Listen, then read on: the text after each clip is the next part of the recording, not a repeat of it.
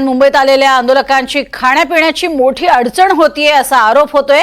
यावरून जरांगे पाटील आणि सुषमा अंधारे यांनी सरकारवर टीका केली। पाहूया। सरकारनं त्याचे संघाचे कुलप लावून ते दार बंद केले। पाण्याची परिस्थिती तीच आहे। अशी माहिती मिळाली की दुकानं सुद्धा चहाचे जेवणाचे बंद ठेवून, म्हणून सीएसटीला जेव्हा बसले होते पोरं त्याच्यामुळे बसले होते। त्याच्यामुळे हे प्रॉब्लेम वगैरे ते आता ज्यावेळी ते पोरं इथल्या पोलीस अधिकाऱ्यांनी बांधवांनी सांगितलं एवढे करायला सांगा, आपण काय सांगितलं त्यांनी नीट सुद्धा, पण त्यांनी ते कारण सांगितले काही सुरू नाही पाणी प्यायला होता म्हणजे कदरून जावं मराठी मुंबईत। परत जेवायला मिळू नाही त्यांना, चहा पाणी मिळू नाही त्यांना, काही वस्तू मिळू नाही म्हणून अरे इंग्रजी कशा बेकार झाले तुम्ही? मग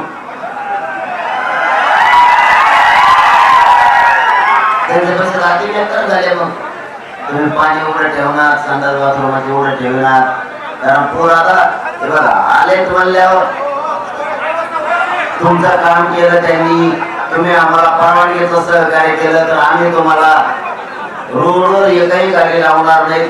तुम्ही दिलेल्या मैदानावर पार्किंगला लावून हे आम्ही सहकार्य दिलं, तुम्ही उलट्या बातमी करायला लागले।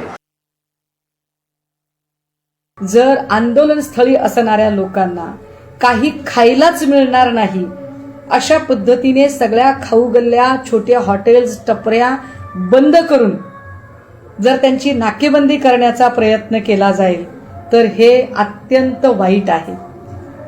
आणि या सगळ्या संबंधाने आपण आपला आवाज, मी पुन्हा एकदा सांगते की हे कुठल्याही म्हणजे ज्याला आपण माणुसकी धर्म म्हणतो त्या माणुसकी धर्मामध्ये जो भुकेला आहे त्याला अन्न द्या, जो तहानलेला आहे त्याला पाणी द्या, जो जगण्याची सगळी उमेद हरवून बसलेला आहे त्याला जगण्याची नवी उमेद द्या, हा जर माणुसकीचा धर्म सांगत असेल तर काय हे सरकार माणुसकीचा धर्म विसरून गेला आहे का?